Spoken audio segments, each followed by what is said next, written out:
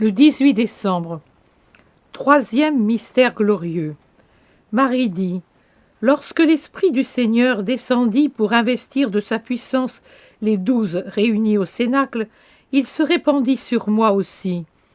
Mais si ce fut pour tous une connaissance qui les rendit conscients de l'existence de la troisième personne et de ses dons divins, ce ne fut pour moi que l'occasion de vives retrouvailles.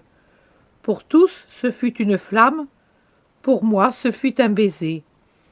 L'Éternel Paraclet était déjà mon époux depuis 34 ans, et son feu m'avait tellement possédé et pénétré qu'il avait fait de ma blancheur immaculée un corps de mère. Même après les noces divines, il m'avait laissé rempli de lui, et il ne pouvait ajouter perfection à la perfection, puisque Dieu ne peut s'accroître lui-même, étant très parfait et insurpassable dans sa mesure, et s'étant donné à moi sans limite, afin de faire de ma chair de femme quelque chose de si saint qu'elle pourrait servir d'habitacle au divin qui allait descendre et s'incarner en moi. Mais maintenant qu'était achevée l'œuvre par laquelle il s'était donné à moi, et moi à lui, et que notre Fils était retourné au ciel après avoir tout accompli, il revenait me donner son baiser de grâce. Oh, que de choses vous enseigne Dieu sur la reconnaissance! Lui, mon Seigneur, ne manquait pas d'être reconnaissant envers sa servante, qui avait été un instrument à son service, et, pendant que moi, à chaque battement de mon cœur, je répétais « Saint, Saint, Saint » et « Béni es-tu, Seigneur Très-Haut », il quittait le ciel une deuxième fois pour renouveler son étreinte d'époux et me promettre, entre l'ardeur et la voix de la flamme partagée, la troisième union sans fin dans la demeure bienheureuse du ciel. Et plus que jamais, le ciel fut alors mon but, car lorsqu'on a goûté et regoûté l'amour, le soleil et la terre, les créatures et les choses disparaissent à nos yeux, et il ne reste qu'une vision, une saveur, un seul désir, celui de Dieu. Celui d'avoir Dieu, non pour quelques instants, mais dans un éternel présent. Quatrième mystère glorieux. Marie dit: une autre perle pour mes bien-aimés. En réalité, je voulais en parler dans quelques jours, mais je me plie à un souhait, car je suis la maman. Pour Noël, vous aurez de moi cette parole aussi. Tout comme la naissance du Fils fut une extase pour moi, et je revins sur terre de mon ravissement en Dieu avec mon enfant entre les bras, ainsi ma mort fut un ravissement en Dieu.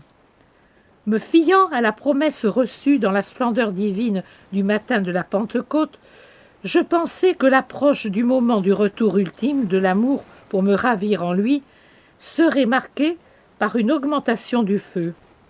Et je ne me trompais pas.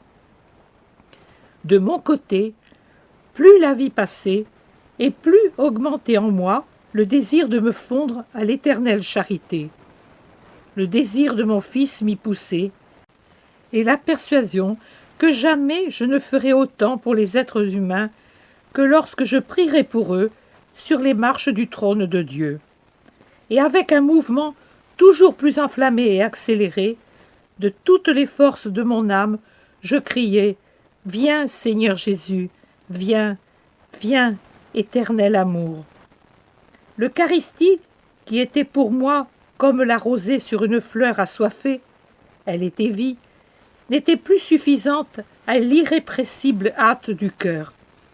Il ne me suffisait plus de recevoir en moi mon divin enfant, et de le porter sous les espèces sacrées, comme je l'avais porté dans ma chair virginale. Mon être tout entier voulait le Dieu unique et trin, et non sous les voiles qu'avait choisis mon Jésus pour cacher l'ineffable mystère, mais tel qu'il était, et sera au centre du ciel. Mon propre Fils, dans ses transports eucharistiques, me brûlait par des baisers de désir infini, et chaque fois qu'il venait à moi, dans la puissance de son amour, il arrachait presque mon âme dans le premier mouvement, et puis restait à m'appeler avec une infinie tendresse maman, et je sentais qu'il avait hâte de m'avoir avec lui. Je ne désirais plus rien d'autre. Je n'avais même pas le désir de défendre l'Église naissante. Tout s'annulait dans le désir de posséder Dieu, grâce à la conviction que l'on peut tout quand on possède Dieu. Maria, parviens à cet amour total, que rien n'ait une valeur à tes yeux ou soit une source d'inquiétude. Vise seulement à Dieu.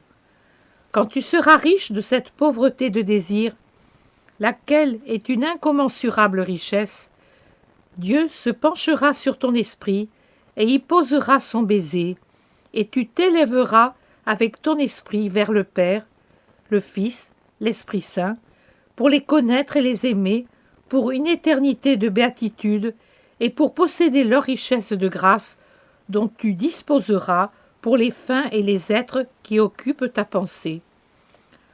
On n'est jamais aussi actif pour ses frères et sœurs que lorsqu'on n'est plus parmi eux, mais qu'on est des lumières réunies à la lumière. L'approche de l'amour éternel fut accompagnée du signe que je pensais. Tout perdit sa lumière et sa couleur, sa voix et sa présence dans la splendeur et la voix qui, des cieux ouverts, descendait sur moi pour cueillir mon âme. On dit, Marie se serait réjouie d'être assistée par son Fils. Mais mon doux Jésus était bien présent avec le Père quand l'amour me donna le troisième baiser de la vie, ce baiser tellement divin qu'en lui l'âme expira et fut recueillie comme une goutte de rosée que boit le soleil au centre d'un lys.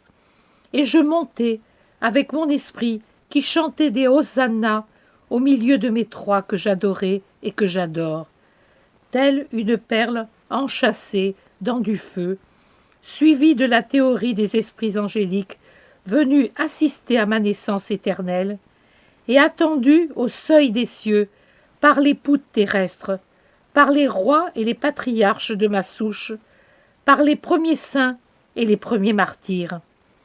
Et le ciel se ferma sur la joie d'avoir sa reine, dont la chair, unique parmi toutes les chairs mortelles, connaissait la béatitude de la glorification.